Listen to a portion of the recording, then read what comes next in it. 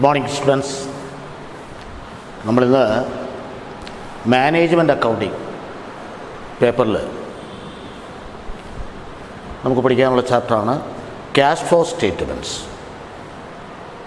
അതിനു മുമ്പ് നമ്മളെടുത്തത് ratio analysis അല്ലെങ്കിൽ accounting ratios, fund flow statements. ഇത് രണ്ടും നമ്മൾ കംപ്ലീറ്റ് ചെയ്തു. അടുത്ത ചാപ്റ്റർ ക്യാഷ് ഫ്ലോ സ്റ്റേറ്റ്മെൻറ്റാണ്. ഈ ക്യാഷ് ഫ്ലോ സ്റ്റേറ്റ്മെൻറ്റ്സ് എന്താണ്? ക്യാഷ് ഫ്ലോ സ്റ്റേറ്റ്മെൻറ്റ്സ് അതിൻ്റെ മീനിങ് എന്താണ്? Cash flow statement simply refers to statement of cash flows എന്നാണ്. Cash flow statement refers to a statement of cash flows. It shows the flows of incoming and outgoing cash. അതായത് ഒരു സ്ഥാപനത്തിൻ്റെ അല്ലെങ്കിൽ കമ്പനിയുടെ cash position, അതായത് ആ സ്ഥാപനത്തിന് ഏതൊക്കെ തലത്തിൽ പണം വരുന്നു,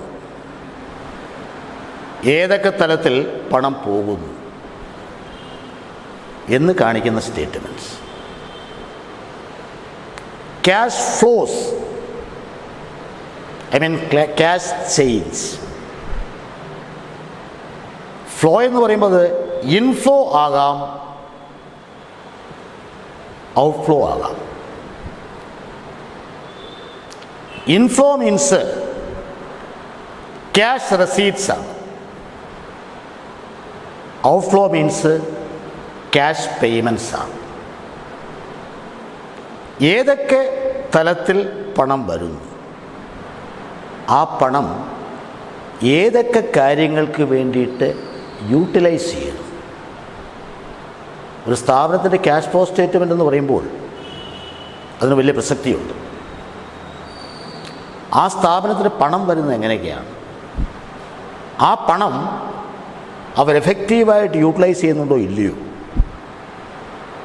എന്ന് വിലയിരുത്തുന്ന ഒരു സ്റ്റേറ്റ്മെൻറ്റാണ് ക്യാഷ് ഫ്ലോ സ്റ്റേറ്റ്മെൻറ്റ്സ്. നമുക്കറിയാം, പണത്തിന് ബിസിനസ്സിൽ തനതായ പ്രാധാന്യമുണ്ട്. കാരണം money is the life blood of business എന്ന് പറയുന്നത്. ആ പണത്തിൻ്റെ വരവ്, പണത്തിൻ്റെ പോക്ക്, ഇത് നമ്മൾ ശരിക്ക് മനസ്സിലാക്കണം. നമ്മൾ കമ്പനിയിൽ പണം ഇൻവെസ്റ്റ് ചെയ്യുന്നു. അത് ഇൻവെസ്റ്റ് ചെയ്യുന്നത് എങ്ങനെയാണ്? Either by purchasing shares, ownership security, or by purchasing debentures, that means creditorship securities. നമ്മൾ പണം ഇൻവെസ്റ്റ് ചെയ്യുമ്പോൾ ആ സ്ഥാപനത്തെക്കുറിച്ച് നമ്മൾ ശരിക്കും വിലയിരുത്തണം. അത് വിലയിരുത്തുന്നത് എങ്ങനെയാണെന്ന് ചോദിച്ചാൽ, ആ സ്ഥാപനത്തിൻ്റെ financial statements, that means income statements, position statements, ഇതെല്ലാം നമ്മൾ ശരിക്കും ഒബ്സർവ് ചെയ്യും. Income statement means trading and profit and loss account. മുൻകാലങ്ങളിൽ ആ സ്ഥാപനം ആർജിച്ചു കൊണ്ടിരിക്കുന്ന ലാഭം, അല്ലെ ആ സ്ഥാപനത്തിന് നഷ്ടം ഉണ്ടായിട്ടുണ്ടെങ്കിൽ അത്. പൊസിഷൻ സ്റ്റേറ്റ്മെൻറ്റ്, ആ സ്ഥാപനത്തിൻ്റെ ഫിനാൻഷ്യൽ പൊസിഷൻ, ആ സ്ഥാപനത്തിൻ്റെ അസറ്റ്സ്, ലയബിലിറ്റീസ്. ഇത് മാത്രം നോക്കിയാൽ പോരാ. ആ സ്ഥാപനത്തിന് പണം ഏതൊക്കെ തലത്തിൽ റേസ് ചെയ്യുന്നു, ആ പണം ഏതൊക്കെ പർപ്പസിന് യൂട്ടിലൈസ് ചെയ്യുന്നു. ഇപ്പം ഈ കാര്യം കൂടെ നോക്കണം. അതറിയാൻ വേണ്ടിയിട്ട്, അത് കണക്കാക്കാൻ വേണ്ടിയിട്ട് നമ്മൾ ക്യാഷ് ഫ്ലോ സ്റ്റേറ്റ്മെൻറ്റ് ഡിപ്പെൻഡ് ചെയ്യും. അതാണ് ക്യാഷ് ഫ്ലോ സ്റ്റേറ്റ്മെന്റ് പ്രാധാന്യം. അപ്പോൾ എന്താണ് ക്യാഷ് ഫ്ലോ സ്റ്റേറ്റ്മെന്റ് ചോദിച്ചാൽ നമ്മൾ ആദ്യത്തെ സെൻസ് നമുക്കിത് കൊടുക്കാം. Cash flow statement refers to a statement of cash flows എന്നാണ്. ക്യാഷ് ഫ്ലോയുടെ സ്റ്റേറ്റ്മെന്റ് എന്ന് പറഞ്ഞാൽ cash flow means cash change. That means cash വന്നത്, ക്യാഷ് പോയത്. അതാണ് രണ്ടാമത്തെ സെൻസ് കൊടുക്കുന്നത്. It shows the flows of incoming cash and outgoing cash. വന്ന ക്യാഷ്, അതോടൊപ്പം പോയ cash. Cash inflow and cash outflow. Cash വരുന്നത് നമുക്കറിയാം. ഒരു സ്ഥാപനത്തിന് എങ്ങനെ ക്യാഷ് വരും? ഒന്ന്, ക്യാഷ് സെയിൽസ്. രണ്ട്, cash receive from debtors. Sale of fixed assets. ഇതൊക്കെ ക്യാഷ് ഇൻഫ്ലോയാണ്. Cash outflow, cash purchases, cash paid to creditors, purchase of fixed assets such as land, building, plant, machinery, furniture, etc. അപ്പോൾ ഇതെല്ലാം cash എങ്ങനെയൊക്കെ വന്നു, cash എങ്ങനെയൊക്കെ പോയി. അതാണ് the flow of incoming cash and outgoing cash. It is a statement showing the change in cash position of an enterprise from one period to another. But suppose ഒരു വർഷത്തെ statements ഇപ്പം 2005, 2006, 2005, 2006 ഈ കാലയളവിൽ cash change വന്നിരിക്കുന്നു. ഇപ്പോൾ suppose ഇവിടെ machinery 20,000, 30,000 ഇവിടെ change ഉണ്ട്. അതായത് 20,000 രൂപ മെഷീനറി 30,000 രൂപയായി അടുത്ത കൊല്ലമായപ്പോൾ. അപ്പോൾ അതിൻ്റെ അർത്ഥം 10,000 രൂപ ചേഞ്ച് വന്നു. ഇത് ആ വർഷം മെഷീനറി വാങ്ങി. അപ്പോൾ അസറ്റ് വാങ്ങിയോ അസറ്റ് വിറ്റോ, എക്സ്പെൻസ് കൊടുത്തത്, ഇൻകം കിട്ടിയത്, കാശിന് സാധനം വിറ്റത്, കടമായിട്ട് വിറ്റിട്ട് ഡെറ്റേഴ്സിൽ നിന്ന് കിട്ടിയത്, കാശിന് സാധനം വാങ്ങിയത്, കടമായിട്ട് വാങ്ങിയിട്ട് ക്രെഡിറ്റേഴ്സിന് കൊടുത്തത്, ഇതെല്ലാം ക്യാഷ് ഫ്ലോ സ്റ്റേറ്റ്മെൻറ്റിലൂടെ നമുക്ക് മനസ്സിലാക്കാൻ സാധിക്കും. അതാണ് മൂന്നാമത്തെ sense. It is a statement showing the change in cash position of an enterprise from one period to another.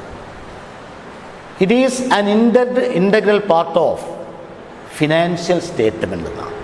Financial സ്റ്റേറ്റ്മെൻറ്റിൻ്റെ ഏറ്റവും പ്രധാനപ്പെട്ട ഭാഗമാണ് ക്യാഷ് ഫ്ലോ സ്റ്റേറ്റ്മെൻറ്റ്സ്. മറ്റൊന്നും കൂടെ കൊടുക്കാം.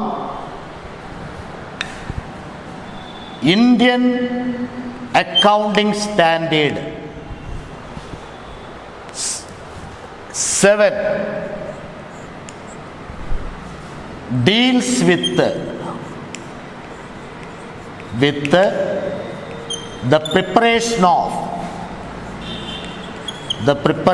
of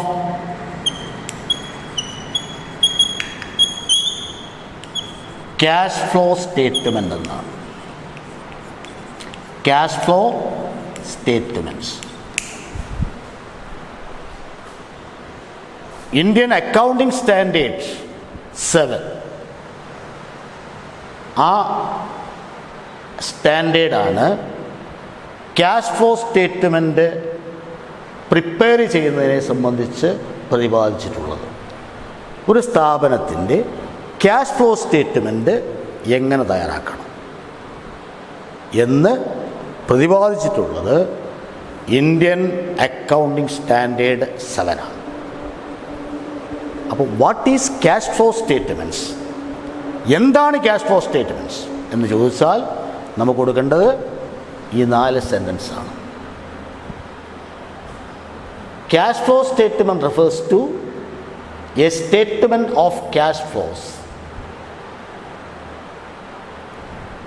It shows the flow of incoming cash and outgoing cash. It is a statement showing the change in cash position of an enterprise from one period to another.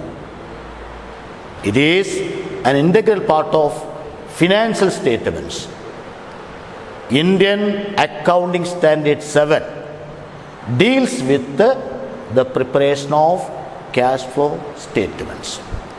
അപ്പോൾ ആദ്യം നമ്മൾ മനസ്സിലാക്കേണ്ടത് എന്താണ് cash flow statement എന്നുള്ളതാണ്. ഇനി cash flow സ്റ്റേറ്റ്മെൻറ്റിൽ classification of cash flows ആണ്. Classification of cash flows.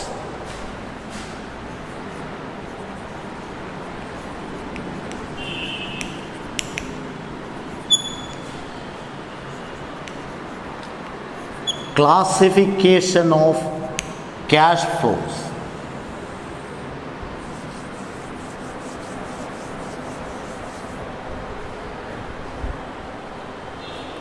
Cash ഫ്ലോസിൻ്റെ ക്ലാസിഫിക്കേഷനാണ്. അതായത് ഓരോ ആക്ടിവിറ്റീസിൻ്റെ അടിസ്ഥാനത്തിൽ ക്യാഷ് ഫ്ലോയെ ക്ലാസിഫൈ ചെയ്തിരിക്കുന്നത് 3ആയിട്ടാണ്. ഒന്ന്, ക്യാഷ് ഫ്ലോ ഫ്രം ഓപ്പറേറ്റിംഗ്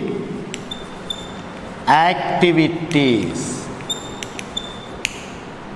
ഒന്ന്. രണ്ട്, cash flow from investing activities. മൂന്ന്, cash flow from financing activities.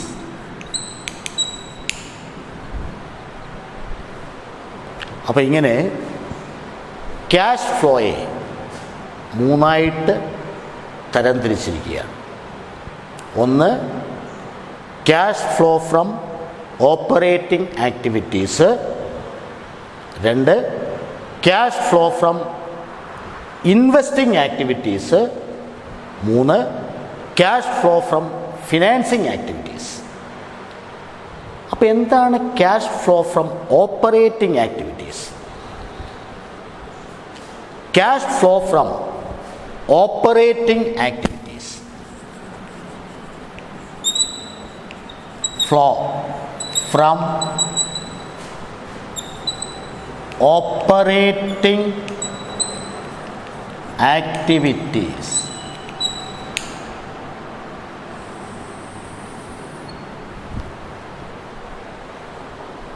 ഒരു സ്ഥാപനത്തിൻ്റെ റവന്യൂ ജനറേറ്റ് ചെയ്യുമ്പോൾ വരുന്ന ഫ്ലോയാണ് cash flow from operating activities. It is concerned with the revenue generation of an enterprise എന്നാണ്. ഒരു സ്ഥാപനത്തിൻ്റെ റവന്യൂ ജനറേറ്റ് ചെയ്യുമ്പോൾ അതുമായിട്ട് ബന്ധപ്പെട്ട ക്യാഷ് ഫ്ലോയെ നമുക്ക് cash flow from operating activities എന്ന് വിശേഷിപ്പിക്കും. അപ്പോൾ അതിലെ ഏതൊക്കെയാണ് cash flow from operating activities? ഒന്ന് ക്യാഷ് സെയിൽസ് ആണ്. കാശിന് സാധനം വിൽക്കും. അത് ക്യാഷ് ഇൻഫ്ലോയാണ്. അതായത് കമ്പനിക്ക് കാശ് വരികയാണ്. കമ്പനി സാധനം കാശിന് വിൽക്കുന്നു. വിൽക്കുമ്പോൾ കമ്പനിക്ക് പണം വരുന്നു. അത് ക്യാഷ് ഇൻഫ്ലോയാണ്. അപ്പോൾ ഇവിടെ ക്യാഷ് ഇൻഫ്ലോ ഏതൊക്കെയാണ്? അതോടൊപ്പം ക്യാഷ് ഔട്ട്ഫ്ലോ ഏതൊക്കെയാണ്? ഏതൊക്കെയാണ് ക്യാഷ് ഇൻഫ്ലോ, ഏതൊക്കെയാണ് ക്യാഷ് ഔട്ട്ഫ്ലോ? ഓപ്പറേറ്റിംഗ് ആക്ടിവിറ്റീസിലെ ക്യാഷ് ഇൻഫ്ലോ എന്ന് പറയുന്നത് ഒന്ന് cash സെയിൽസാണ്.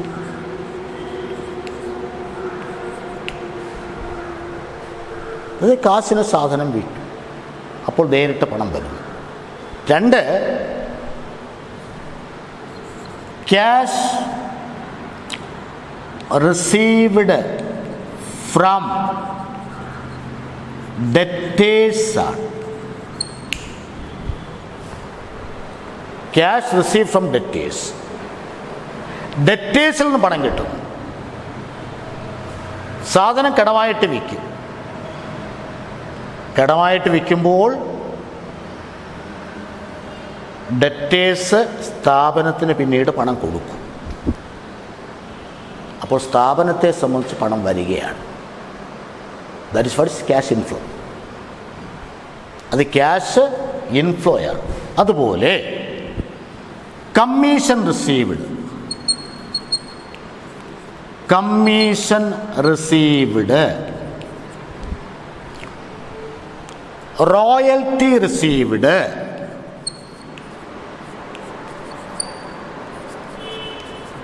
Royalty received, refunds of income tax. ഇതൊക്കെ ക്യാഷ് ഇൻഫ്ലോയാണ്.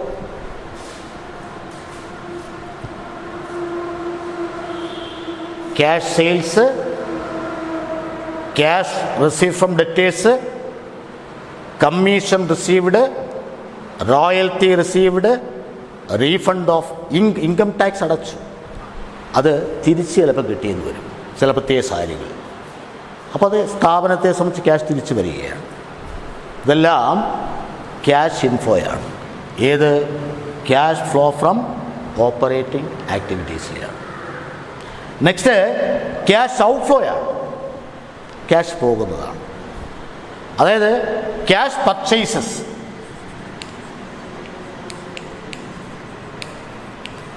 Cash purchases means purchased goods for cash എന്നാണ്. കാശിന് സാധനം വാങ്ങി. Cash sales means sold goods for cash. കാശിന് സാധനം വിറ്റു. ഇത് പർച്ചേസ്ഡ് ഗുഡ്സ് ഫോർ ക്യാഷ്. കാശിന് സാധനം വാങ്ങി. ക്യാഷ് ഔട്ട്ഫ്ലോയാണ്. ക്യാഷ് പോവുകയാണ്. ക്യാഷ് പേയ്മെൻ്റാണ്.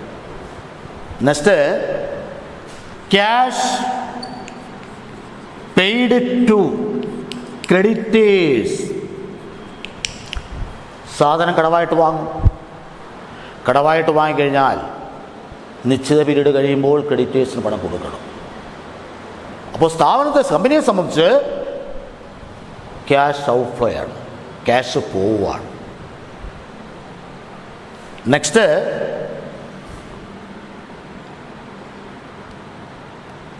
ഓപ്പറേറ്റിംഗ്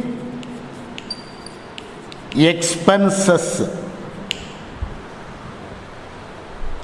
ഓപ്പറേറ്റിംഗ് എക്സ്പെൻസ് ഏതൊക്കെയാണെന്ന് ചോദിച്ചാൽ നമുക്ക് പറയാം, such as wages,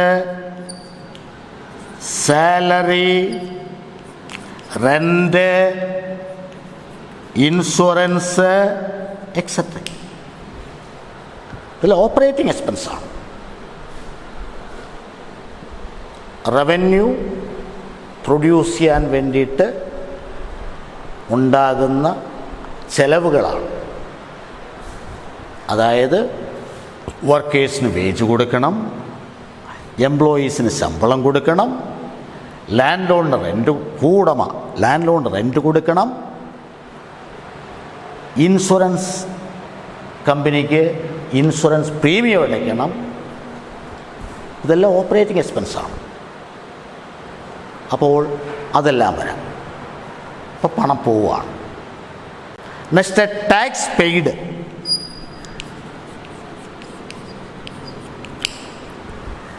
payment of tax to governments.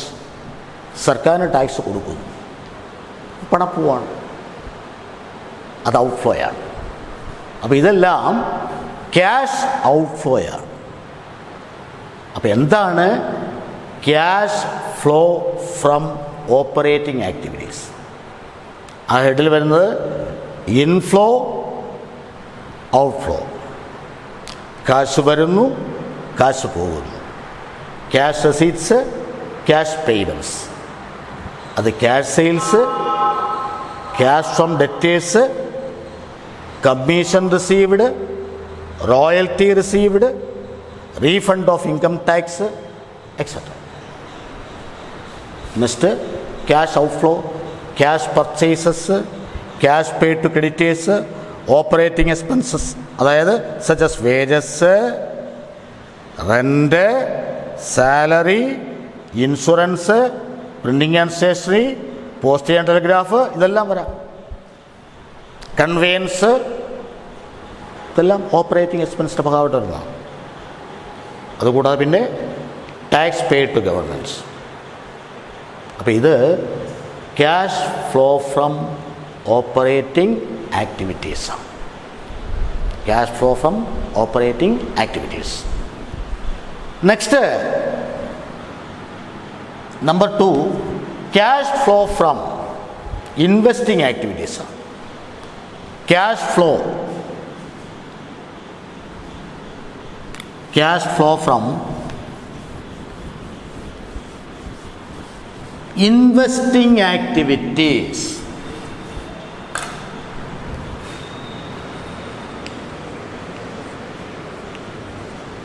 Flow from investing activities.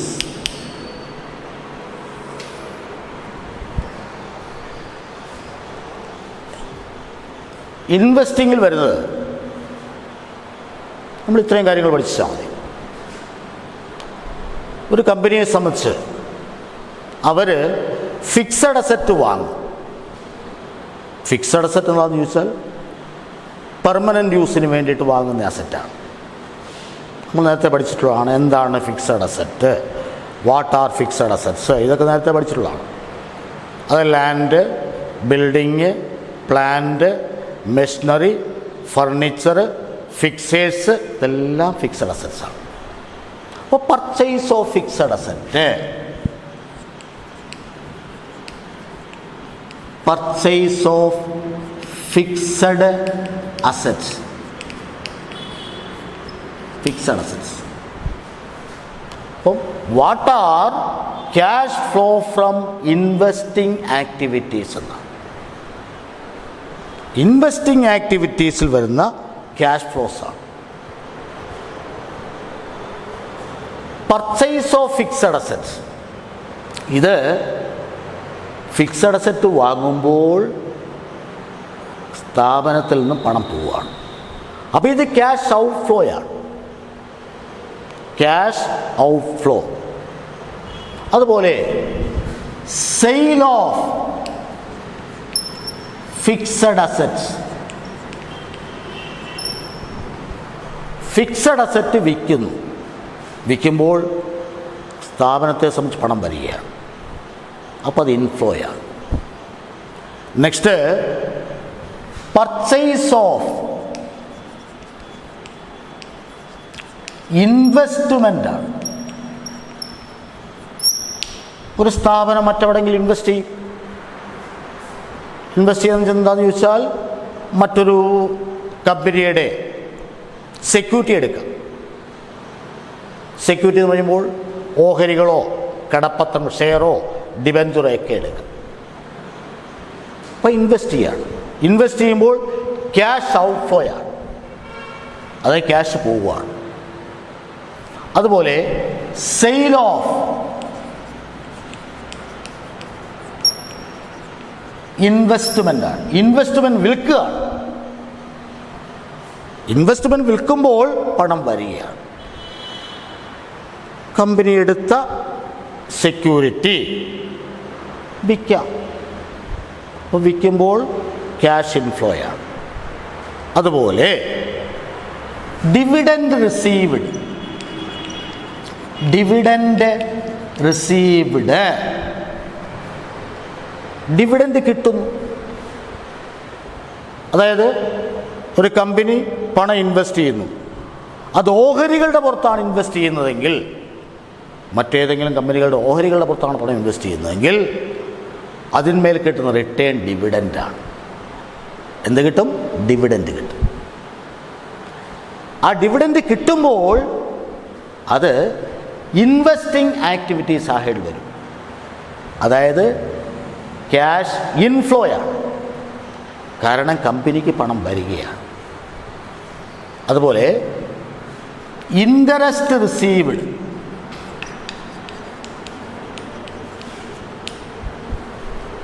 Invest ചെയ്യുന്നത് മറ്റേതെങ്കിലും കമ്പനികളുടെ ഡിബഞ്ചർ അല്ലെങ്കിൽ ബോണ്ടുകൾ എടുക്കുകയാണെങ്കിൽ അതിന്മേൽ കിട്ടുന്ന റിട്ടേൺ എന്താണെന്ന് ചോദിച്ചാൽ പലിശയാണ്, ഇൻട്രസ്റ്റാണ്. ഓഹരികളുടെ പുറത്ത് കിട്ടുന്ന റിട്ടേൺ ഡിവിഡൻ്റ് ആണെങ്കിൽ ഡിബഞ്ചറിൻ്റെ പുറത്ത് കിട്ടുന്ന റിട്ടേൺ എന്താണ്? ഇൻട്രസ്റ്റാണ്. അത് ഇൻവെസ്റ്റ് ചെയ്തിട്ട് കിട്ടുന്നത്. അപ്പോൾ അതും cash flow from investing activities വേണ്ടതാണ്. അപ്പോൾ ഇവിടെ ഏതൊക്കെ വരാമെന്ന് വെച്ചാൽ ഇത്രയേ ഉള്ളൂ. Purchase of fixed assets, that means purchase of land, purchase of building, purchase of furniture, purchase of machinery, purchase of plant, etcetera. Sale of fixed asset, that means sale of land, sale of building, sale of furniture, sale of plant and machinery, etcetera. Purchase of investments.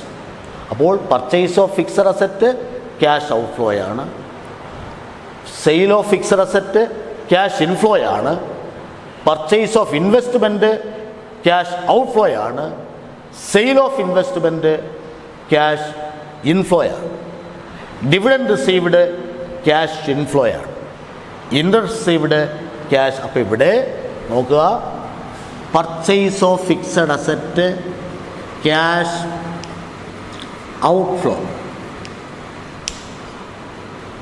Sale of fixed asset cash inflow, purchase of investment cash outflow, sale of investment cash inflow, dividend received, interest, ഇത് രണ്ടും cash ഇൻഫ്ലോയാണ്. ഇതാണ് what are cash flow from investing activities. അപ്പോൾ നമുക്ക് എഴുതാവുന്ന ഇതൊക്കെയാണ്: purchase of fixed asset, sale of fixed asset, purchase of investment, sale of investment, dividend received, interest received, etcetera. ഇതാണ് രണ്ടാമത്തെ classification, cash flow from investing activities. Number 3, cash flow from financing ആക്ടിവിറ്റീസാണ്. Cash flow from financing activities.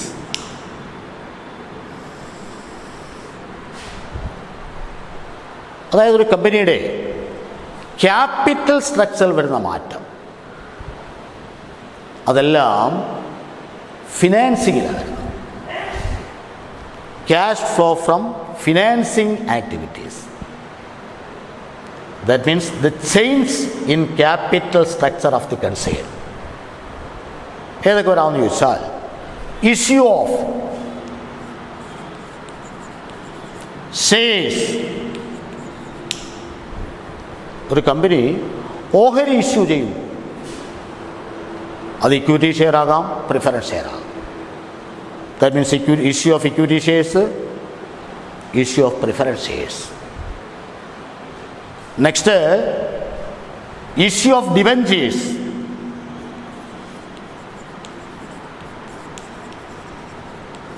Issue of debentures. Debenture issue ചെയ്തു. ഒരു company കടപ്പത്രം issue ചെയ്തു. കടപ്പത്രം issue ചെയ്യുമ്പോൾ പണം വരും. Next redemption of shares.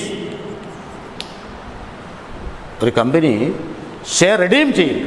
Redemption means repayment ആണ്, പണം തിരിച്ചു കൊടുക്കും. നമ്മൾ പഠിച്ചിട്ടുണ്ട് preference share redemption.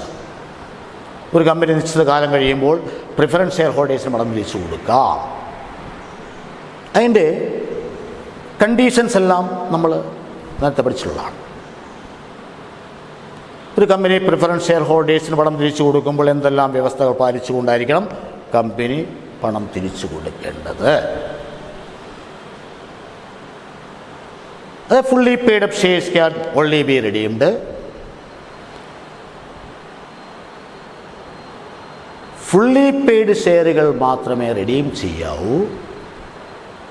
Preference shares are redeemed either out of profit or out of fresh issue. Preference shares are redeemed either out of fresh issue or out of profit or reserves of the company. ഒന്നുകിൽ fresh issue നടത്തിക്കൊണ്ട് redeem ചെയ്യാം, അല്ലെങ്കിൽ കമ്പനിയുടെ പ്രോഫിറ്റിൽ നിന്ന് റിസർവിൽ നിന്ന് redeem ചെയ്യാം. പിന്നെ നമ്മൾ പഠിച്ചിട്ടുണ്ട് ഈ preference shares are redeemed out of profit or reserves of the company an equivalent amount of face value of shares to be redeemed transferred to capital redemption reserve accounts. ഇത് കമ്പനി സാക്കിൽ പറഞ്ഞിരിക്കുന്ന വ്യവസ്ഥകളാണ്.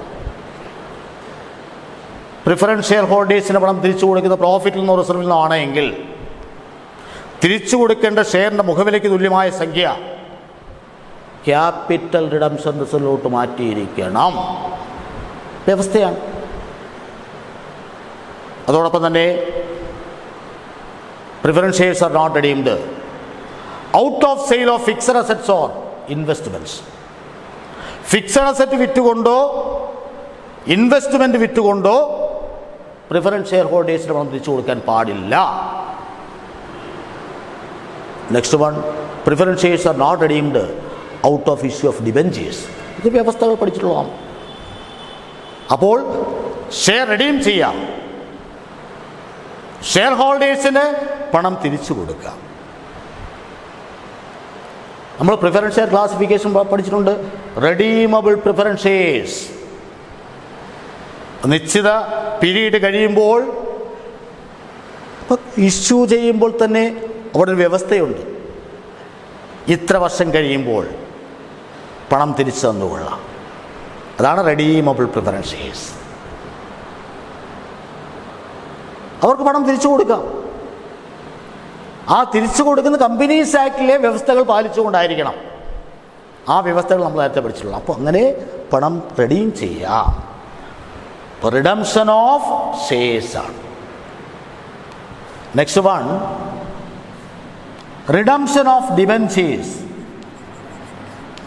Redemption of debentures.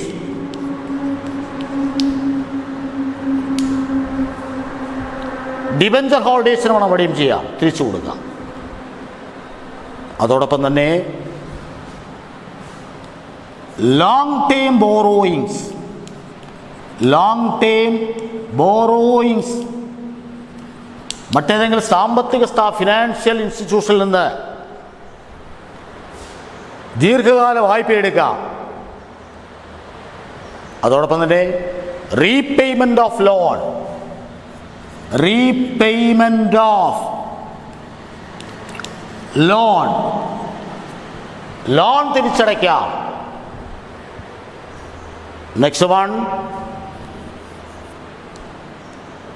Interest paid.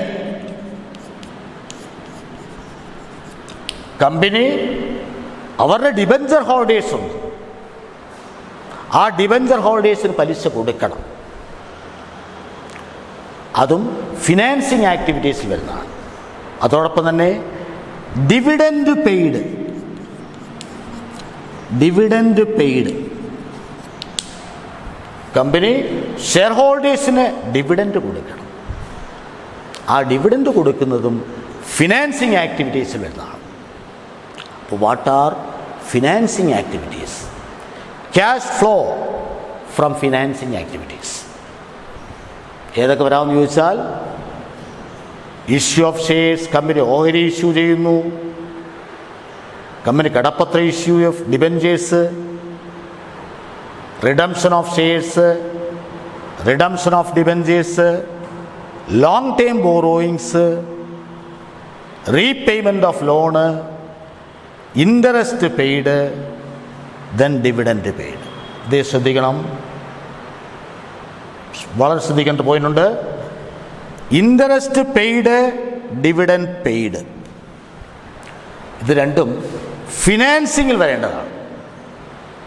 Cash flow from financing ആക്ടിവിറ്റീസിൽ വേണ്ടതാണ് interest പെയ്ഡും dividend പെയ്ഡും. എന്നാൽ interest received and dividend received, നോക്ക് ഇവിടെ dividend received, ഇത് വരേണ്ടത് ഇൻവെസ്റ്റിങ്ങിലാണ്. പരീക്ഷ കണക്ക് കിട്ടുമ്പോൾ നമ്മൾ ശ്രദ്ധിക്കേണ്ട പോയിന്റാണ്. പലിശ കിട്ടുക, ഡിവിഡൻഡ് കിട്ടുക എന്ന് പറഞ്ഞാൽ അത് വരേണ്ടത് ഇൻവെസ്റ്റിംഗ് ആക്ടിവിറ്റീസ് വരുമ്പോൾ ഇൻട്രസ്റ്റ് പെയ്ഡ്, ഡിവിഡൻഡ് പെയ്ഡ്, ഇത് രണ്ടും വരേണ്ടത് എവിടെ വേണം? ഫിനാൻസിങ്ങിൽ വേണം. So what are cash flow from financing activities? Issue of shares, ഓഹരി ഇഷ്യൂ ചെയ്യുന്നു. ഓഹരി ഇഷ്യൂ ചെയ്യുമ്പോൾ കമ്പനിക്ക് പണം വരികയാണ്, അത് ഇൻഫ്ലോയാണ്. അപ്പോൾ ഇതോരോ ഇൻഫ്ലോയാണോ ഔട്ട്ഫ്ലോയാണോ? പണം വരുന്നു, പണം പോകുന്നു. From the point of view of the company, ആ കമ്പനിയുടെ കാഴ്ചപ്പാടിൽ പണം വരുന്നു, പണം പോകുന്നു എന്നുള്ളതാണ്. അപ്പോൾ ഇവിടെ ഇഷ്യൂ ഓഫ് ഷെയർസ് ക്യാഷ് ഇൻഫ്ലോയാണ്, ഇത് ക്യാഷ് ഇൻഫ്ലോയാണ്. കാരണം ഓഹരി ഇഷ്യൂ ചെയ്യുമ്പോൾ കമ്പനിക്ക് പണം വരുന്നു. നെക്സ്റ്റ്, ഇഷ്യൂ ഓഫ് ഡിബഞ്ചേഴ്സ്, കടപ്പത്ര ഇഷ്യൂ ചെയ്യും, അപ്പോഴും പണം വരുന്നു. ഇതും ക്യാഷ് ഇൻഫ്ലോയാണ്. റിഡംഷൻ ഓഫ് ഷെയർസ്, ഷെയർ ഹോൾഡേഴ്സിന് പണം റിഡീം ചെയ്യുന്നു. റിഡംഷൻ മീൻസ് റീപേയ്മെൻറ്റ്സ്, പണം തിരിച്ചു കൊടുക്കുന്നു. ഇത് ക്യാഷ് ഔട്ട്ഫ്ലോയാണ്, ക്യാഷ് ഔട്ട്ഫ്ലോയാണ്. റിഡംഷൻ ഓഫ് ഡിബഞ്ചേഴ്സ്, ഡിബഞ്ചർ ഹോൾഡേഴ്സിന് പണം തിരിച്ചു കൊടുക്കുകയാണ്, ഇത് ക്യാഷ് ഔട്ട്ഫ്ലോയാണ്. ലോങ് ടേം ബോറോയിങ്സ്, ദീർഘകാല വായ്പ കമ്പനി എടുക്കുന്നു, എടുക്കുമ്പോൾ പണം വരികയാണ്, ക്യാഷ് ഇൻഫ്ലോയാണ്.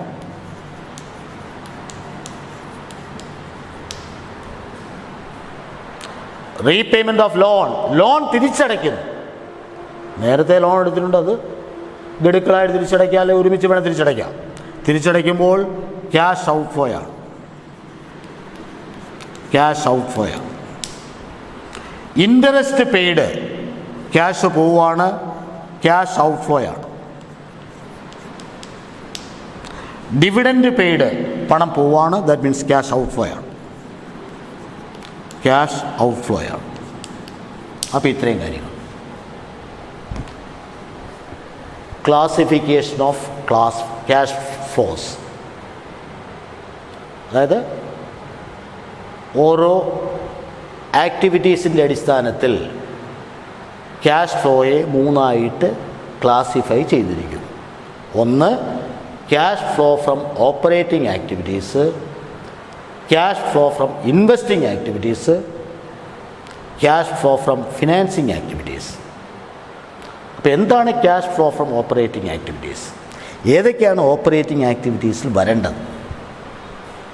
അത് cash sales, cash purchase, cash from debtors, cash pay to creditors, commission received, royalty received, refund of income tax, operating expense such as wages, salary, rent, insurance etcetera, then tax pay to governments.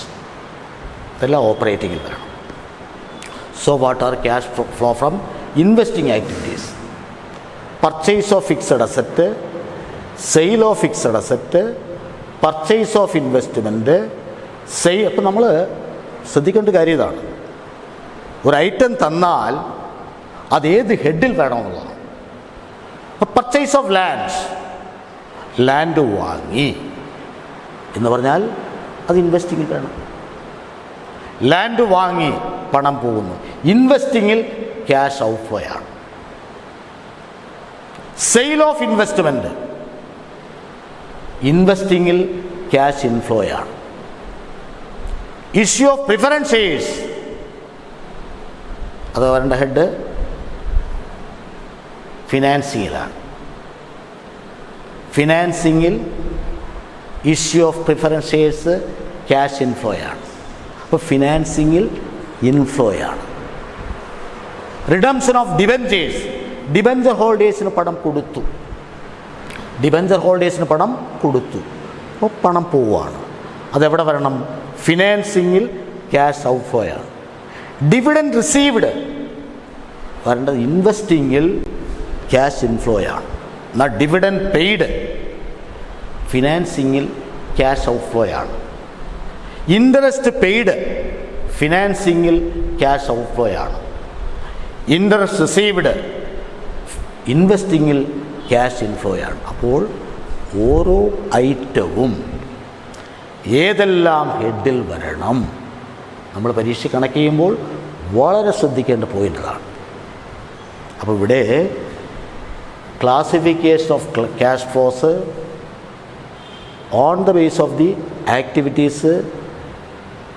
Cash flow can be classified into 3: cash flow from operating activities, cash flow from investing activities, cash flow from financing activities. What are cash flow from operating activities?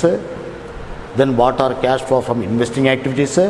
Then what are cash flow from financing activities?